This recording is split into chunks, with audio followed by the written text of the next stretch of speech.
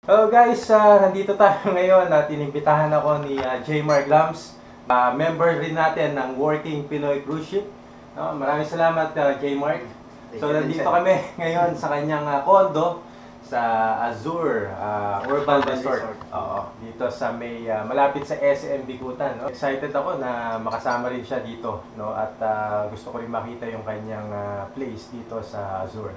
At ito, nagkakape-kape muna kami. Maaga po pinasyalan eh. Alas 7 pa lang, nandito na. Oo. Talagang gusto mo talaga magbarko na, no? Oo, sir. Yung pangarap, pinapangarap ko mo. talaga yan. Oo. Lalo na mapag-travel around the world na libre. Oo. Yun ang ano ko. So, kailan ka nag-join sa Working Pinoy Cruise Ship na group natin? Last year lang yan. Pagkakaalam ko, March ata yun. March pa. March pa yun, last year. So, marami isang taon na ako. Isang taon ka na member. Marami naman bang mga tulong na naibigay sa iyo ang grupo namin? Oo, marami. Lalo na si Admin Ruth, saka si Sir Renel. Yan, mababait yan. Anong trabaho mo?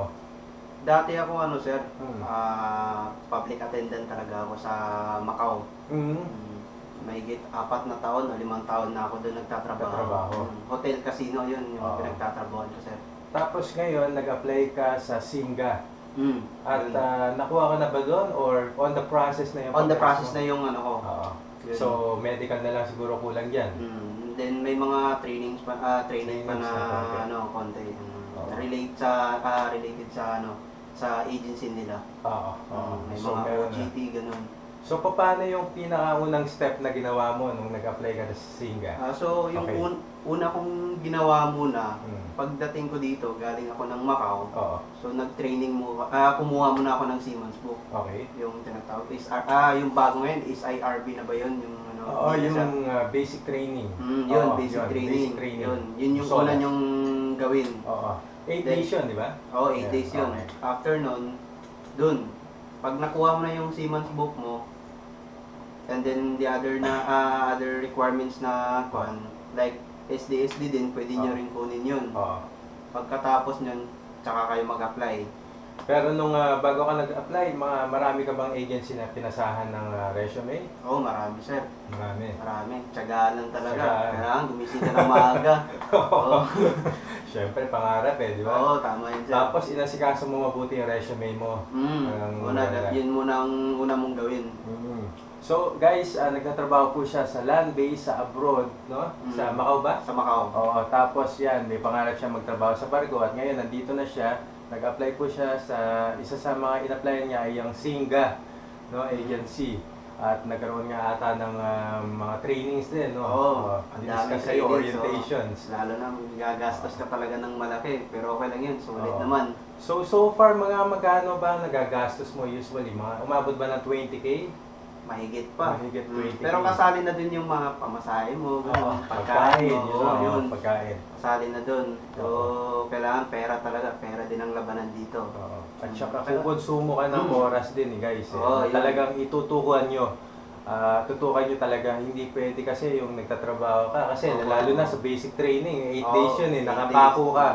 So, kailangan talaga may panahon ka rin na mag-apply, no? Tama yun. Akala ng iba siguro, napakadaling mag-apply sa barko, no? Mahirap. So, na-experience mo naman siguro, ano ba ang mga pinagdaanan mo na bakit mo masasabing mahirap? Sa totoo lang, mahirap talaga. Simula nung pagdating ko dito sa Pilipinas.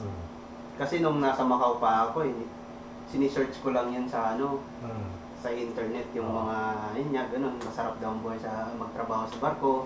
Pero hindi pala, nung pagdating ko dito, nung nag-apply ako, akala ko madali lang ako makapasok. Hindi rin pala. Hindi rin pala. Oo. Kasi nga, J. Mark, marami ang umaasa at nag-a-apply kapag babarko. Kaya Tama talaga matibay dito. Kung hindi matibay ang loob mo, Ay, nako. baksa ka na kagad. Oo.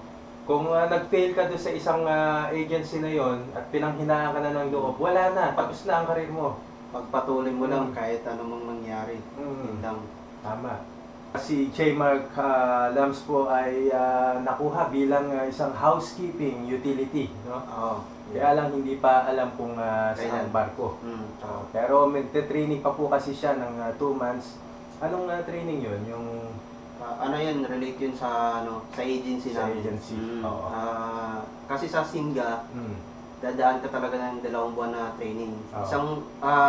Isang buwan na training sa mismong opisina, relate sa kung ano yung ina-applyan mo, sa Oo. position mo. Oo. Then second doon is parang actual na kayo, OJT kayo. Oo. Dun mismo. Pero may allowance naman kayo doon tsaka pagkain.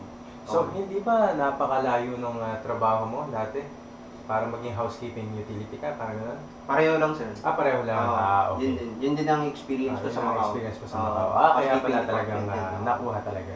Oo. So, Kaya ganun blessed talaga din. ang pagsisimula, J-Mark. Magsimula ka sa housekeeping utility, then mapopromote ka niyan, tiyaga-tiyaga lang hanggang sa maging cabin steward ka. Oo, At sir. yun ang Sana. medyo malaki ang sahod doon. No? Sa mga kapamilya ko sa Working Pinoy Cruise Ship, wag po kayo mawala ng pag-asa. Ito nga po si J. Mark Lams, member natin. At nga pala, J. Mark, yung Singa Agency, isa sa malaking agency rin yan. Oo. Dito sa Tsaka, Pilipinas. Sabi nga daw, Mm. yan lang yung agency na, ay yung mga barko, hawak nilang barko is travel around the world. Oo. At saka napakagandang agency ng Singa na yan. Kasi J. Mark, may mga kakilala rin ako na nasa Singa, no? Oo. Kaya talagang masasabi ko na okay ang agency na yan at aalagaan ka niyan. Blessed na blessed Oo. talaga ako sa agency na yan. So guys, maraming salamat sa panonood ng Buhay sa Cruise Ship. Ako nga pala si Rinel Banda at sana magkita-kita po ulit tayo sa susunod na episode. At ito, igagala po ako ni J. Mark Lams dito. Oo. Actually, hindi sa kanya itong condo na to, sa nanay niya. Ay, oo. Oo, nagsisimula lang siya talaga siya na makapagsimula sa sarili niya. Atin din pong silipin ang kanyang condo dito sa Azure, or Azure pala, sinasabi. So, excited rin ako. So, makikita natin yung pool, etc. Tignan natin kung makapaglipat din tayo ng drone dito. So, guys, see you again!